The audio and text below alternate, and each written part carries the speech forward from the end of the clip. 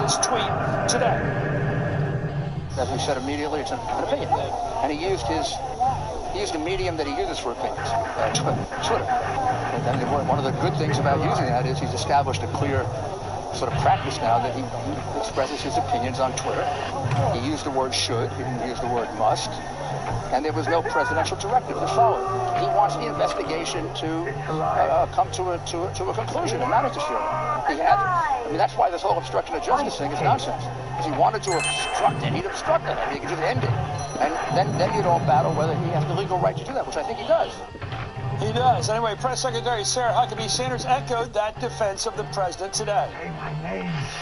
It's not an order, it's the president's opinion. Is Rudy Giuliani the one giving the president legal advice on his tweets? And does that statement reflect the opinion of the president's legal team? Look, the president is not obstructing, he's fighting back. There's a reason that the president's angry, and frankly, most of America is angry as well, and there's no reason he shouldn't be able to voice that opinion. Does the president know that Jeff Sessions can't stop the investigation? Has he directed Rod Rosenstein to? The president's very well aware of how the process works. Once again, he's stating his opinion. Well, ABC News is reporting tonight that this comes after the special counsel's prosecutors told Trump's lawyers that they'll limit their questions for the president, but still want to ask him about obstruction of justice.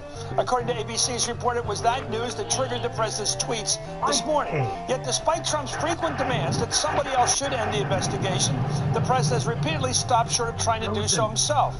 As we know, and as Rudy Giuliani said today, Trump already believes he has the authority to fire Mueller.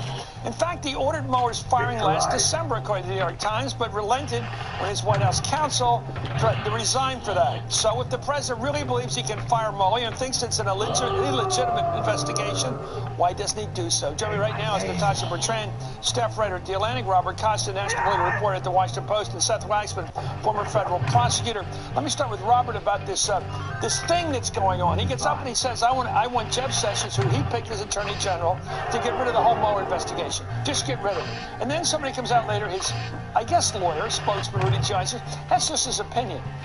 It seems to me he either is saying he wants the guy fired, and he means it, or he doesn't mean it. And what is he doing if he's not saying he wants him fired? What he's doing is he's going after the credibility of Robert Mueller and the entire investigation. And he's not pulling the trigger. He's just attacking and attacking over and over again because he knows the report's coming. He knows he needs to make a decision on the presidential interview. Is he saying it's a legitimate investigation or an illegitimate investigation? Not at all. If it's illegitimate, why doesn't he fire them all? If he really believes that the probe by Robert Mueller is illegitimate, that it isn't a legitimate action of the federal government, if he believes that, he should terminate it. Does he believe that? He would like to, based on my conversations with But does he believe it's illegitimate?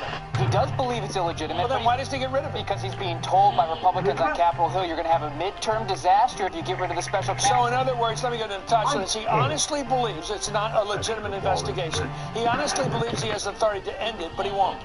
No, I mean, we saw the reaction after Helsinki, that disastrous summit where there was bipartisan condemnation, and he knows that this would be politically disastrous for him, especially, as Bob said, ahead of the midterm election. Does it just mean that he knows he's guilty, Seth? And that's what he's worried about? He's afraid they got him? They got him on obstruction? They got him over and over and over again on obstruction? Well, I don't think he believes that in his heart of hearts. He's out there saying this is a hoax, this is a witch hunt. I think he thinks it is illegitimate.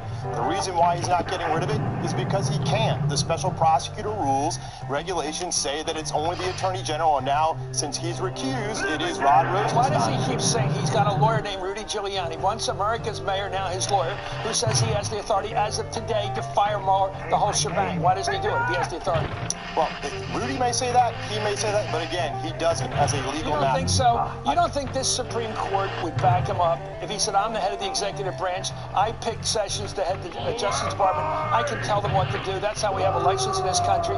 Well, we came down this path once before in 1973 when Archibald Cox was fired. A D.C. federal judge here had 3 senators that filed an injunction, and that judge found that the termination of Archibald Cox was illegal. And in addition, when they tried to disband the entire special counsel's office, that same judge... Well, Cox lost his job, though. Yeah, and Jaworski picked it up and ran with it. Wait a minute. Cox was a Kennedy guy, but he never got the job again. Nixon did get rid of him. And Jaworski picked it up and ran, and the judge but you're missing my point, Seth. He did get rid of the guy. Can't Trump do the same thing? Get rid of Mueller? He can try, but when we can have senators today file that same sort of civil lawsuit seeking an injunction to block I'm getting confused. I opened the show with trying to figure out what it is, so somebody help me. Either Trump believes this is illegitimate, and he has the power to get rid of this guy, or he believes it is legitimate, he's just BSing us, or it's a coup d'etat, because he has suggested there's a dark, deep state out there of these Democratic 17 members of the prosecuting team all out to get him. They're really... it's a dangerous group of people that should be stopped. If he really believes that, what is he going to do about it? Well, Trump needs a foil. He needs someone to be in opposition to at all times. And I think that next election. Right, exactly. And this is, you know, we say it over and over again, but it really is true. It's raw meat to his base, and he wants the ability to say that there's a deep state out to get me. Which is rotten, which is illegitimate, which is evil, and he's the only person they got in the United States that's protecting them from the deep state.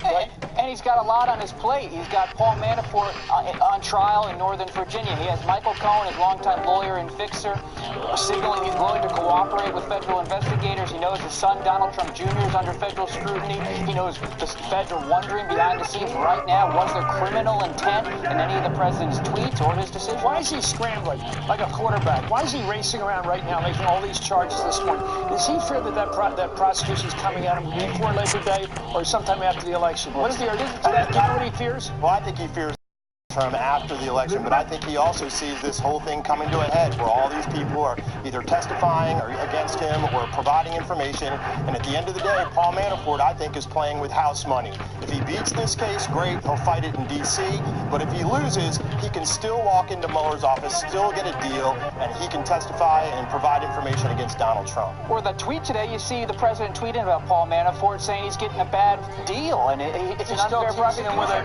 part for, I mean, that's the man. Federal prosecutors believe that Manafort's playing for a party. Natasha? He can still cooperate. I mean, prosecutors, former federal prosecutors have told me that Trump can offer complete freedom. He walks out the door with all these tax charges again, all this pile of time against 25 years to add it up, facing him. They're not going to let him walk. Mueller's not going to say goodbye, have a nice day. He's going to say, I'll give you 5. I may give you 7. But Trump can give him 0. I'd wait for Trump. Anyway, Trump's tweets today came after the New York Times reported last week that the president's tweets could bolster a potential obstruction case against himself. And that's made some of Trump's lawyers uneasy. Quote, the fact that they are scrutinizing his actions under a section of the United States Code entitled tampering with a witness, victim, or informant raised concerns for his lawyers about Mr. Trump's exposure in the investigation. Remember, Rudy Giuliani says that what the president tweets cannot be evidence of obstruction. That's Rudy talking, but here he is. Now we have obstruction by tweet. Whoa. I don't think the Congress had any. Yeah, I mean, obstruction happens this way. Hey, or nobody has a gun. Right. It doesn't happen by. He has 80 million followers. You got a lot. Hey, Seth, give me about the rules, because they keep changing it. I love the way that Rudy, by the way, I've always been impressed by him, but lately he's just cute. I mean, there's nothing in the code about collusion. Yeah, but there is something called a conspiracy and advancing a conspiracy. Change the words a little bit and you're in trouble. This now thing about tweet, it's cute to say tweet, but this whole government's been run by tweets, so don't stop now, brother. Yeah, no, obstruction. Tweets can be evidence just like anything else. Anything that comes out of a defendant or target or subject's mouth, whether it's an email, a tweet, a text message, or an oral statement, is evidence. If someone says, I'm going to go kill person B tomorrow on a tweet, and that person ends up dead, you sure know prosecutors are going to be holding up that tweet saying, look what he said just yesterday. So the idea that a tweet is somehow just cute and can't constitute evidence, there is a file somewhere in Mueller's office that's the tweet master, who every time there's a new tweet, they put another tab in their file and say, you know, this is evidence piece number 647. Can you read the president's sort of cycle of tweeting? Can you tell, does he get more excited? Does he tweet more, Robert? I mean, the president spends most of the morning watching television up in the residence, watching television, thinking through his tweets. It's him tweeting on his own, and he watches the man. What causes the highest tweeting level? Because it seems like when he gets scared, he tweets a lot. Well, you see often with the president's style, it's the so-called witch hunt, his words, talking about the Mueller investigation, and then there'll be a series of tweets, not just one or two. Natasha, have you got a tweet meter? Because I think he does get scared. He goes, and somebody told me from the New York Times, the minute he gets the Times, it could be the Washington Post, thrown on his bed, he goes, oh my God, and he starts tweeting. Well, I think the trigger here was very clear, and ABC already reported that after about 10 days of of Giuliani going to the special counsel and kind of renegotiating a sit-down interview. They finally got an answer from the special counsel last night saying that he does want to still discuss obstruction of justice with the president. The president then kind of flew off the handle, I guess, thinking that just, a tweet can't be obstruction of justice and that he's kind of stopping short of the line there. But I think that it's really not hard to read the president's moods based on his tweeting habits. What does Mueller want? He wants the president to be guilty? He wants the president to sit down and answer a question about what was his motive, and if the president doesn't want to sit down, Mueller has a decision to make this summer. Is he going to issue the report without an interview, or is he going to issue a subpoena to get the president to sit down? What's the advantage of having the interview? Perjury trap? I mean, the advantage for Mueller is that he wants to find out the president's intent. He's never going to tell him. Giuliani's advising against the interview. Seth, why would a guy who's in charge with having bad purposes here admit his bad purposes? Well, I will tell you, any prosecutor would lick their chops to get in the room with a target, get that person under oath, and hear what they have to say. I mean, Mr. Trump or anybody that's a subject or a target really cannot appreciate what a prosecutor's trying to do in that room. They don't know the evidence. They don't know the witnesses the government has. It is a death trap for someone like Mr. Trump to walk into that room, but I don't think he has a choice unless he wants to plead. You notice, by the way, every time Trump faces a somewhat difficult interview, Natasha, like me, or Lester, anybody else in our network, anytime he gets somebody besides a Fox interview, he doesn't do so well. He says stuff he wish he hadn't said. Right, so there's good reason to keep him away from Robert Mueller. He gets nervous. He has a tendency to lie a lot. He really can't help himself. And there are things that he just can't help backtracking. So can he protect himself in an interview with Mueller, you think? Every one of his lawyers is advising him not to sit down. Well said. There's been a lot of reaction to the president's tweets today. Let's watch those. Clearly, this statement is serious and substantial evidence of criminal intent. Even if it doesn't constitute a crime itself, there is now, right now, a clearly credible case of obstruction of justice against the President of the United States. Do you think it's appropriate for him to send a text like that? No, I don't. Of course it's not appropriate. I think that there are definitely indications that would lead to the conclusion that he's engaged in obstruction of justice. The president's tweet is unfortunate. I think it's inappropriate for him to be commenting on an ongoing investigation. By the way, that's the Senate office building basement where reporters grab these senators. That's why they all look a little huffy. Anyway, Democratic Congressman Eric Swalwell also warned the president, quote, fire Mueller and we fire you, Robert. Oh, look at what Mayor Giuliani said today in New Hampshire. He said this whole midterm election's about impeachment. The Republicans, he said, have to get out to defend the president from Democrats wanting to impeach him if they take back the House. I'm going back to coup d'etat. I think he's going to accuse the deep state of trying to dump him the people's choice. I think that's what Trump's up to. You guys said that. This is what he's setting up. Thank you, Natasha Bertrand, Robert Costa, and Seth Waxman. Coming up, election meddling. The threat is real and the threat is here. Facebook pulls fake accounts conducting political influence campaigns. What's President Trump going to do about this Russian intervention again? Also, when Control P means pistol, a federal judge stops the release of blueprints for do-it-yourself 3D gun. But is gun control about to become uncontrollable? And we're going to talk about unlucky number 7 in the hardball roundtable. That's the average number of false, misleading statements President Trump has made per day since inauguration. It's also how much he's losing to a certain Democrat in a 2020 match. Guess who that is? Joe Biden's beaten up. I'll tell you why. Finally, let me finish tonight with Trump Watch. This is Hardball. React to this.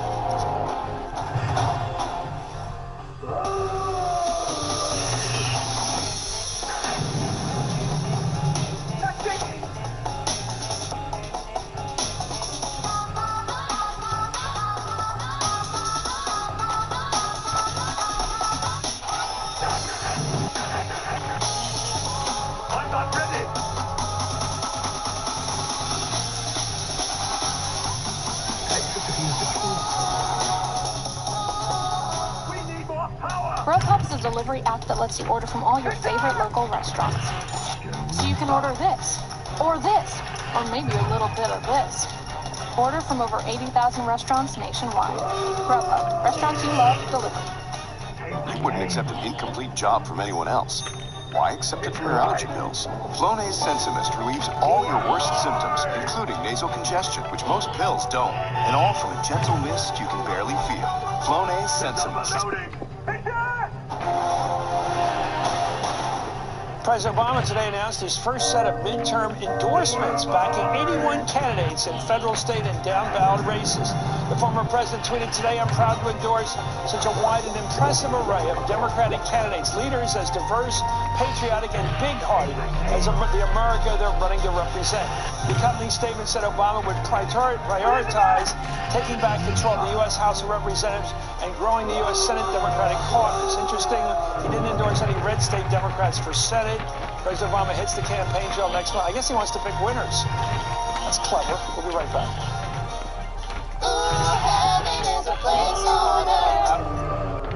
I didn't believe it. Again.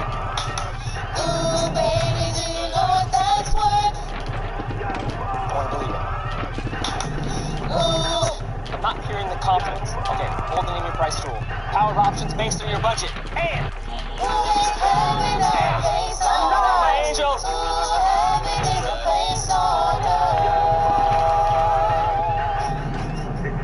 I want to get a bar put in over there. You know any good contractors? Yeah, I might. Nice. Give me a bunch of quotes, check the reviews, and verify the credentials and qualifications. You can't expect your neighbors to do everything Home Advisor can. So just ask Home Advisor. Salads should look like this. Crisp leaves of lettuce, freshly made dressing, clean food that looks this good, delivered to your desk. Now delivering to home or office. Panera, food as it should be. I've been with DirecTV for about a year now, and it's like my bill is suddenly almost doubled. Yeah, that's the year 2 price hike, but don't think of it as a bill. Think of it as a thank you with taxes and fees. Or it's like a poem that doesn't rhyme and costs money. Sorry, I'm not following. Yeah, a price hike poem written by the billing department, which you're now calling the poetry department. So I signed up for 2 years, but the price is only good for 1? Yes, it's all in the contract. I mean, a legally binding pinky promise. Yeah, of course it is. DirecTV is selling it. Don't buy it. For no contracts or surprises, choose Spectrum. Months. The process was much shorter than we anticipated, and Smile Direct Club's price and cutting out the middleman was tremendous. I also like the fact that we didn't have to make any appointments. I can integrate it into whatever my schedule was. Get your confidence back risk-free. Our Smile Guarantee ensures that if aligners aren't a good fit for you, you get your money back. Just having that beautiful smile, that confidence, and having everybody else see that as well is really special. Say I do to a smile you'll love at SmileDirectClub.com.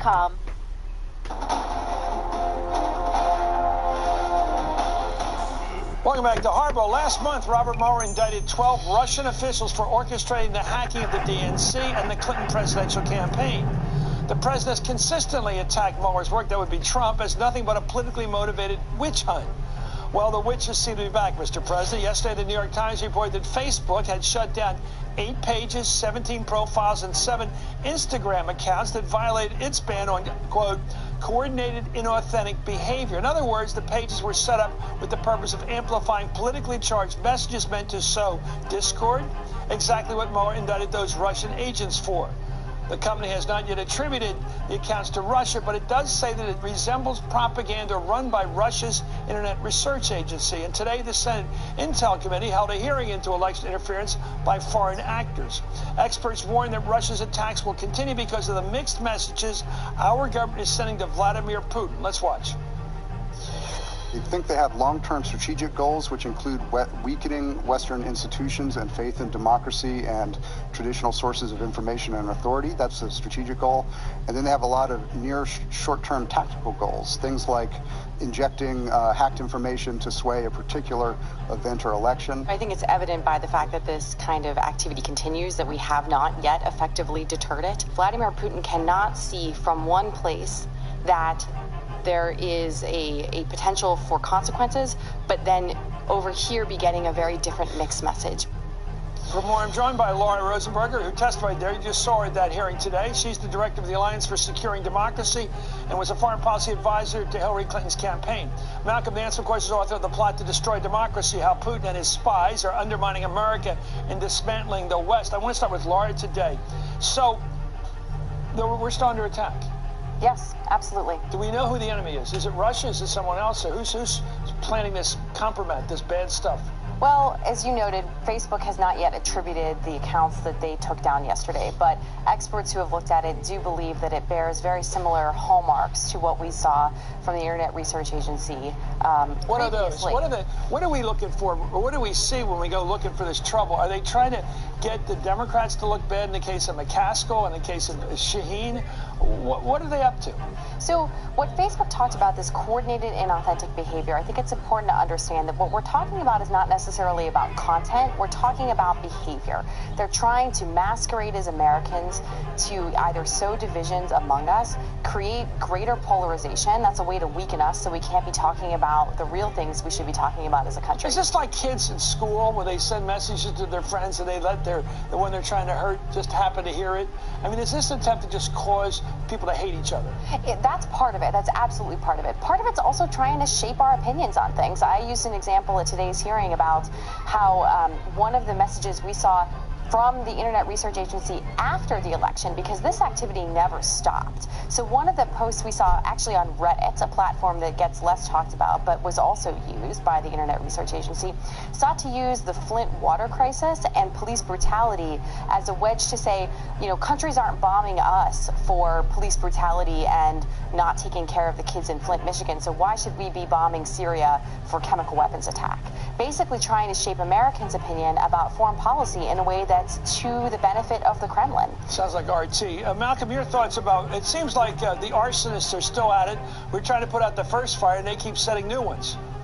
Well, you're absolutely right, and this is a major conflagration, but what we're seeing is the pilot light that's being set. I really think that what's going on with the Facebook activity that we're seeing right now, which we know started last March in 2017 and has continued up into May of this year before Facebook caught it, is you're seeing the leading edge of what is going to start overwhelming us as we go up to the midterm. And I say it's the leading edge of an attack because this time they chose fake leftist extremist groups. They created a Mexican group, an African-American group, a radical resistance group, even a spiritualist group, and they intended to use these organizations, fake organizations, as foils so that Trump supporters would have a target to attack. You know, and we call this marionetting. Create the idea that the Democrats are all hard, crazy leftists, and therefore they're an easy choice to go. Let me ask you about Trump's denial, his denial-ism, you might say, that's going on since this first stirred in the country's conscience. He constantly says nothing happened. It's all a hoax, blah, blah, blah, witch hunt. How's that affected the transmission of this misinformation? Has it stopped it? Has it encouraged it, or what? Well, one of the things that I emphasized today, as you saw in that clip, is that these mixed messages actually hinder our ability to deter the enemy. One of the things that any expert on deterrence will talk to you about is that messages need to be credible and they need to be backed by capability. We aren't credible in delivering threats if we have mixed messages coming in particular from the President of the United States. If you're Vladimir Putin, are you going to believe that you're going to face consequences for this continued activity? If you're not hearing it consistently, I don't think so. Well, Senate Republicans blocked a Democratic amendment that would have provided states with more election security funding ahead of the midterms. Interesting. Senator Bob Corker was the only Republican to vote in support of the amendment. Oklahoma Republican Senator James Langford said it was far too early to sign off on more money, despite reporting last week by the Daily Beast, Missouri, that Democratic Senator Claire McCaskill was the first 2018 target by Russian hackers. And also, despite this warning from Director of National Intelligence Dan Coates. I'm here to say the warning lights are blinking red again. Today, the digital infrastructure that serves this country is literally under attack. Russia has been the most aggressive foreign actor, no question. And they continue their efforts to undermine our democracy. Malcolm, I know this sounds primitive, but the fact is the president is out there saying the Russians are out to help the Democrats this fall. So why isn't he trying to stop the Russians? Because, I mean, I'm telling you, the only evidence we have is that they're out to get McCaskill, who's a Democrat. They're not helping her, they're hurting her. Well, the Republicans don't want to do anything to stop the Russians, even though they say the Russians are out to help the Democrats. Explain this, will you? I mean, it's hard to keep track of the claptrap we're getting from the White House on this stuff. Well, from the president himself, this is classic misdirection. And to tell you the truth, I was quite alarmed when he made that statement about the Russian. He's tough on Russia. The Russians are going to assist the Democrats. It almost sounded like he was sending orders to the Kremlin to now go after the, and make it appear that the Democrats are going to do something. Look, if there is a blue wave this fall, even if it's a small one, the best thing that the Russians can do is introduce mayhem into the system to make it look like they were supporting the Democrats. Go out and hack a few voting machines. Go out and turn over a few precinct ballots. And then the other side, the opposition, can use this to either call for the invalidation of the election itself or to create mayhem just short of civil war. The president himself is going to be responsible. And the Senate today, what they showed is they are not going to, they don't want to take the blame. They'll probably release some money early on towards the election, but they don't want to do anything at all. Sometimes I think the president wants to destroy every institution in this country, not just the Democrats, but the courts, the media, every government agency, everything we hold dear, so that he can be the phoenix that rises from the ashes. Thank you so much, Laura Rosenberger, and thank you, Malcolm Nance. Up next, the 3D printed plastic gun is no longer the stuff of movies. Whatever your take is on the Second Amendment, this new reality should concern all Americans. This is Hardball with the actions.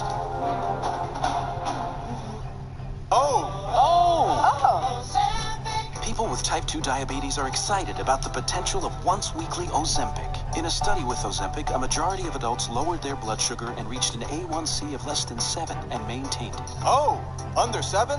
And you may lose weight. In the same one-year study, adults lost on average up to 12 pounds. Oh, up to 12 pounds? A 2-year study showed that Ozempic does not increase the risk of major cardiovascular events like heart attack, stroke, or death. Oh, no increased risk?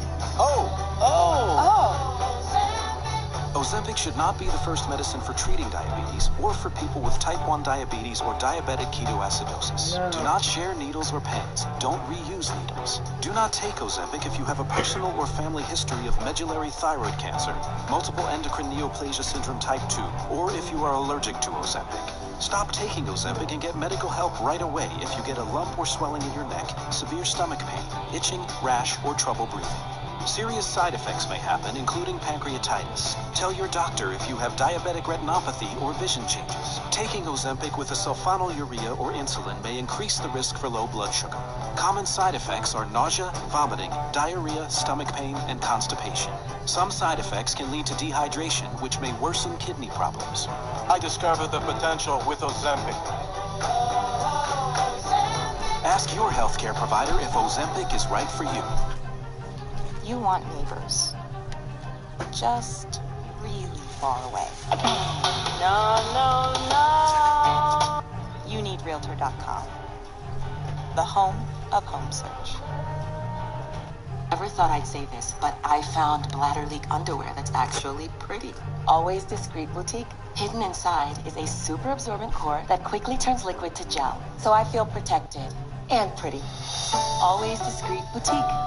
Trust in me, you know you do. Have the faith. Simply Safe. Home security done right. Wow, Kaylee, this is a fancy hotel. Must have cost a lot. Actually, I got a great deal. Priceline saves you up to 60% on hotels, but that's something the hotels don't really want other guests to know. I saved about $120 a night.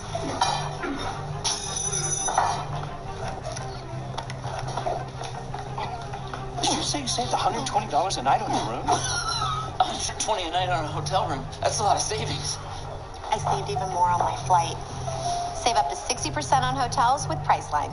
Your insurance rates skyrocket after a scratch so small you could fix it with a pen. How about using that pen to sign up for new insurance instead? For drivers with accident forgiveness, Liberty Mutual won't raise their rates because of their first accident. Liberty, liberty, liberty, liberty. Hate is on the rise in America. White lives matter. White lives matter. It's emboldened, normalized, and destroying lives. When Gabe got those tattoos, I just thought his life was over. I've dedicated my life to pulling people out of hate. I know how these people think and how to help because I used to be one of them.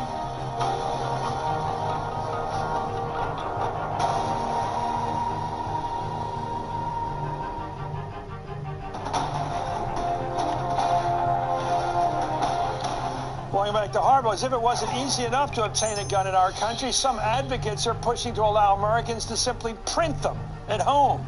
All it would take would be an online blueprint and a 3D printer. So-called 3D printed guns wouldn't have serial numbers, making it almost impossible for law enforcement to track them down. And because they could be made entirely out of plastic, they could bypass metal detectors. Well, yesterday, a federal judge in Seattle issued a temporary restraining order to block the release of 3D printed gun blueprints online. President Trump weighed in yesterday saying 3D plastic guns don't seem to make much sense. And here was White House Press Secretary Sarah Sanders today. The president is glad this effort was delayed to give more time to review the issue, and this administration supports the decades-old legislation already on the books that prohibits the ownership of a wholly plastic gun. Well, joining me right now is the former U.S. Congressman from New York and author of the novel Big Guns, Steve Israel. Steve, thank you so much for coming on. I don't know, it's like we've got crazy people out looking for the craziest ideas. Of all the problems we have Saturday Night Special, cheap guns you can buy for a few bucks out of the trunk of somebody's car or in a hotel room or one of these gun shows. It's not hard to get a gun in America, I'm told. Why would you want to have these guns you can make yourself with this 3D equipment, which apparently only is several $100s? Your thoughts? Well, the only reason you would want these guns is to get them through a metal detector undetected, or to have a gun that cannot be traced, or to have a gun where there's no background check. Those are the only reasons for these guns. Look, this administration, Chris, they do dangerous things, they do crazy things. This is dangerously crazy. They allowed a company to distribute the codes, the software, so that anybody with a 3D printer using the same plastic that's in a Lego could make a lethal firearm, get it onto an airplane, get it into the Capitol, and cause grave harm to people. This administration has upended 30 years of bipartisan policy from Reagan to Obama by trying to allow this to happen. Now, the good news is a judge, as you just said, a judge has put a temporary restraining order, so it has continued the ban on the download of these files. But the bad news is that already hundreds, if not thousands, of these files have been downloaded, and these guns can now be manufactured with these 3D printers. Well, I've seen a movie, and I know you've seen it in The Line of Fire. It's a great Clint Eastwood movie. I know you're a movie guy. Yes, sir. John Malkovich is the bad guy. It's very elaborate. It was a procedural. You actually watch him put it together, a plastic gun, so he can get through the metal detector at a presidential fundraiser. Why do we want to have the technology available for John Malkoviches of the world to do what they want to do? We don't. Ronald Reagan, in 1988, Ronald Reagan recognized that we shouldn't make it easy for people to manufacture guns that could go through metal detectors or not be traceable. And that policy was continued by George Bush, George W. Bush, Bill Clinton, Barack Obama. Now we have the Trump administration, which settled a lawsuit and decided we should actually make it easier for a child, a criminal, or a terrorist to make these guns, get it right through a metal detector, cause harm, and the gun's not even traceable. Well, the National Rifle Association released a statement saying the issue is being overblown. Quote, many anti-gun politicians and members of the media have wrongly claimed that 3D printing technology will allow for the production and widespread proliferation of undetectable plastic firearms. Regardless of what a person may be able to publish on the internet, undetectable plastic guns have been illegal for 30 years. Explain how they're cagey here. Well, they're very cagey. First of all, it is true that the Undetectable Firearms Act, originally signed by Ronald Reagan, makes the manufacture, distribution, production of these weapons illegal. But here's the thing. You can't enforce the law if you can't see a weapon that is plastic. And so this is a very clever way for the NRA and other gun fanatics to say, well, we've already got a law on the books, but we're going to handcuff TSA agents, we're going to handcuff the police, we're going to handcuff law enforcement so they cannot detect when a gun is right in front of them, despite the fact that there's a law on the books. Well, they say that as long as it has a metal piece to it, but according to what I've been able to read, that metal piece can be removed and it can still go through a metal detector and it would still fire. Well, that's exactly right. Two things here, Chris. Number one, a metal piece can be snapped off and snapped back on. So you can snap it off before you go through the metal detector and snap it back on when you get on the airplane. Number two, the Undetectable Firearms Act, when that was passed in 1988, the notion of 3D printers was like a Star Trek episode.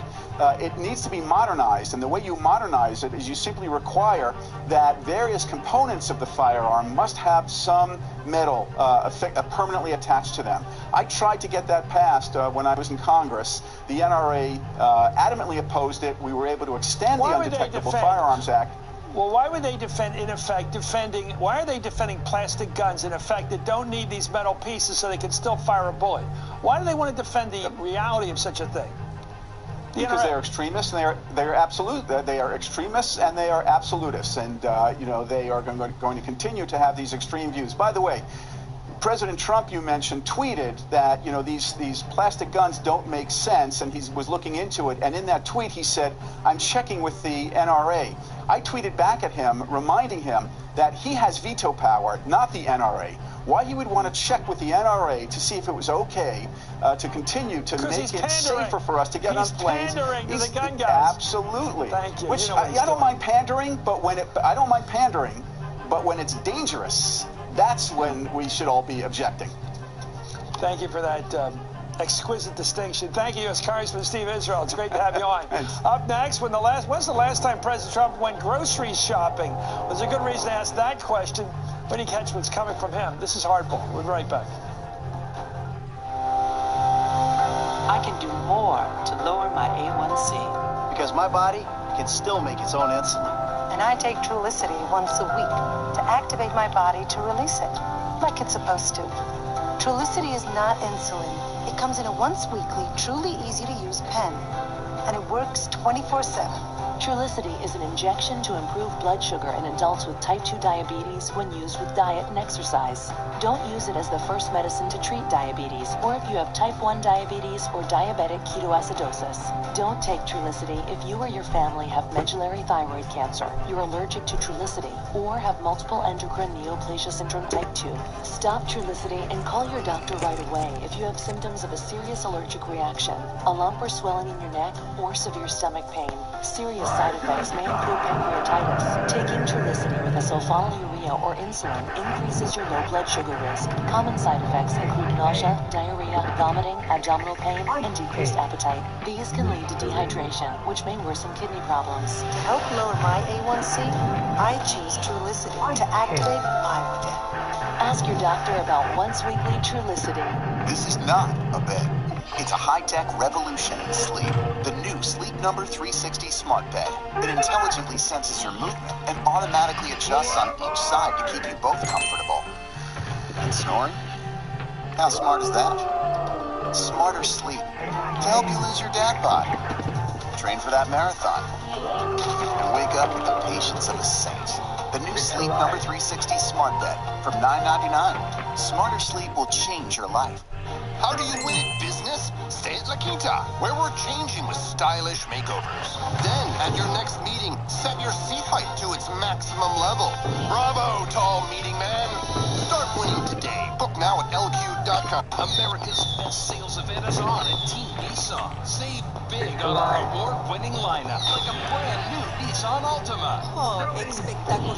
Just $17,988, or save up to $12,000 off a Titan truck. Or get 0% financing up to 72 months. Rush to Team Nissan, your #1 volume dealer in the Tri-County, for America's best now in the Oxnard Auto Center or on the web at TeamNissanDirect.com.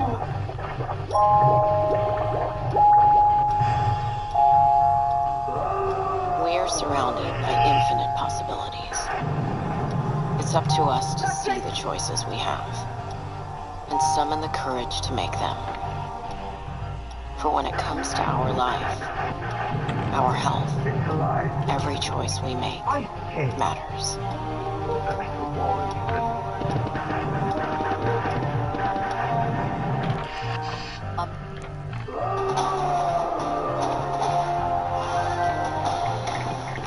The Hardball, the Washington Post fact checker is reporting that President Trump has made 4,229 false or misleading claims in 558 days. According to the Post, he's currently averaging 7.5 false claims a day, with that average climbing the longer Trump stays in office. It's escalating.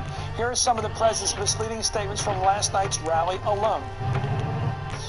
America is being respected again. We have the best economy in the history of our country. U.S. Steel just announced that they're building 6 new steel mills. We passed the biggest tax cuts and reform in American history. Biggest cuts in history. Savage gangs like MS-13 that are occupying our country like another nation would. The most popular person in the history of the Republican Party is Trump.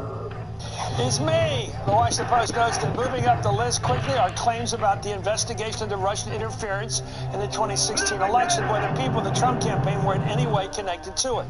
Let's bring in tonight's Hardball Roundtable. Anita Kumar, White House correspondent for McClatchy newspapers, Dana Milbank and Eugene Robinson, both are columnists for the Washington Post. Let me go to Dana. These lies. Lies, I'm not sure, because we don't know if he knows might believe it all or not. The really interesting thing is not just the volume of it, but when he started out, our fact checkers found he was at 4.9 untruths, and he's now up to 16. So 7 is only the average. They did another study that looked at all the things he said in one individual speech and found that 76% of the things were wrong. So if you want to know if the president is telling the truth, it's like the same as the odds of like drawing spades at random from a deck of cards. Gene, you've been an editor for years in the old days. I mean, what do you do with this guy? Nobody checks him on what he says. You know, you're right. I came up in newspapers at a time when the worst thing you could possibly do was print something that wasn't true. And so you had to correct the record. You know, you had to get everything right. And if somebody said something that wasn't true, you had to say what was true. That's the whole story now. I mean, if you're going to correct every wrong thing he says, and some of them are lies. I mean, they have to be. He has to know some of this stuff, and he has to be deliberately saying what's false. You could fill your entire column. You know, President Trump said A, B, C, D, E. However, you know, and here's the truth. That's the rest of the story. So we got 12 Russians indicted. We got 20-some people indicted. We got a guy named Manafort who was the head of his campaign facing serious time, maybe up to 25 years in prison. And he just says it's a witch hunt. It doesn't exist. Right. It's illegitimate. I mean, and what are we to make of this? Well, but here's the thing about the things that he said. The word lie does come to mind. But here's the thing. It's different. I'm not saying that he should say these things, but they never go back and correct it, just like what he was talking about. What are we doing? Sarah Huckabee Sanders? Right. So Sean Spicer? We can count the number of times we've heard him say, oh, I was wrong, and the last time was the double negative, right? So, I mean, Sarah Sanders today... Let's go to something more positive. New 2020 news, we're talking about who the next president's going to be. A new Politico Morning Consult poll shows that former Vice President Joe Biden would beat Trump by 7 points, 44-37 if they were to face each other in a general election. My question to you is the real Anita, it's for you. It's so mean. How does Joe Biden get to the general election in this party, which is moving left? How does he get out there? I agree. He'd give Trump a run for his money. But how would he get to the post of being at the convention, being the nominee, and facing him in the debates? Yeah, How's he get there? Did you see that number? There's another number in that poll that says 80% if it's of Democrats. If it's Trump versus Biden, 80% go with Biden. So that seems like a big number. 20%, they're not going with Trump, but they don't know what to do. So they don't want Biden. They clearly don't want Biden. That's the left, right? I mean, that's the left. You're right. It's not good news because he was winning by 7, but you take a generic Democrat, he or she was winning by 13. So because they don't have to decide on the person. If the Democratic nominee were a ham sandwich, it would be doing better than Joe Biden right now. Well, what about, we haven't seen how Bernie's numbers work, or Elizabeth. Well, you know, Bernie, Elizabeth, Joe. My view is get past 2018, right? It'll be clearer, I think, who's viable in 2020. Now we'll get past 2018. Let this dust settle. They got a big election. It used to be, Gene, you remember this. It used to be that the last nominee or the last president of your party was the titular head of your party. So you had a reigning leader. It was Adlai Stevenson for years. Yeah. But we don't have that tradition anymore. Obama said goodbye. Yeah. Then Trump came in, basically. He's coming back a little bit. There's no leader of the Democratic Party. No, but if it's Joe Biden, he's going to have the same problems, some of the same problems as Hillary Clinton. Crime bill, Iraq war, some of those same old policies are going to come back in line. I agree. Finally, while we're pushing for stronger voter ID laws, at last night's rally, or he did at least, Trump made a strange claim that people have to show a photo ID when they shop for groceries, but not when they vote. Let's watch this case. You know, if you go out and you want to buy groceries, you need a picture on a card. You need ID. You go out and you want to buy anything, you need ID and you need your picture. In this country, the only time you don't need it, in many cases, is when you want to vote for a president, when you want to vote for a senator, when you want to vote for a governor or a congressman. It's crazy. Well, talking about crazy, in response, Associated Press reporter Zeke Miller tweeted, Trump says you need an ID to buy groceries. Honest question, what's the last time you bought groceries? Gene, you don't. No, you put your card in, and you decide whether you're going to give $1 to a charity or not, or $5. I know how to do this. I buy milk. Yeah. And you don't need it. It's 40 years ago when you had a checkbook. One thing they don't ask for is ID. So that whole thing, that whole riff was doubly wrong. First of all, of course you don't need ID to buy groceries, you know. And second, the voter ID ship has long ago sailed in the states that are run by Republicans, where they want voter ID laws for whatever purpose. You know, they already have them. You know why they want them. They already say why they want them. We know what they wanted to press the Democratic vote. I think it's but they already have them. They're fighting about them in the courts, but to say we need voter ID laws is ridiculous. I don't know. I remember that crowd. There was a couple thousand people watching the president last night when he said you need an ID to go to the store. That their minds like submerged into the toilet. That their minds remind. That's not true. It sounded like George H.W. Bush and the barcode scanner, but I want to defend the president here. I think it's a misunderstanding. You're playing a game. When you I know I can see in your eyes. When you go to the canteen at Mar-a-Lago, you have to take out your Amex Black card. He was just confused. What's that? Amex Black card. You know, the Centurion card. You need it at the airport. Anita, would you bring this on a list? Everybody goes to Safeway in this town. Anywhere I go, you go somewhere to get milk late at night. If you have to, you're lucky. You get milk, you buy whatever you buy. Well, you saw what Sarah Sanders said today when she was asked about it. She said he was talking about buying beer or wine at the grocery store. But remember, he doesn't drink. So he's not often buying beer or wine. And at 70 years old, you're probably not getting right, card. You're probably not getting card. Right. What did we talk? How can you just change it? We talked about truth a moment ago. See, that was How not does true. he get away with that? That was not true. Well, this is her opportunity. She could have said he misspoke. No, I also think he hasn't been near a grocery store in 40 years when I used to cash checks at the grocery store or at a bar. On this one, I don't know what to say, except the people in the audience should be going, yeah, that's true, it's surprised. The round table sticking with us, and up next, these three will tell me something I don't know.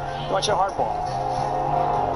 Dear great-great-grandfather, you turned a family recipe into a brewing empire before Prohibition took it all away. I promised our family I'd find your lost recipe. By tracing our history on Ancestry, I found the one person who still had it. Now, I'm brewing our legacy back to life. I'm David Thiem, and this is my ancestry story. Now, with 100 million family trees, find your story. Get started for free at Ancestry.com. Once upon a time, there was a simple box. Inside it, the most comfortable bed imaginable. Engineered by an award-winning team, on the Casper, life is but a dream. Try it today at Casper.com. New struts for my 2010 Chevy. Let me see struts by AC Delco, KYB, and any under $50.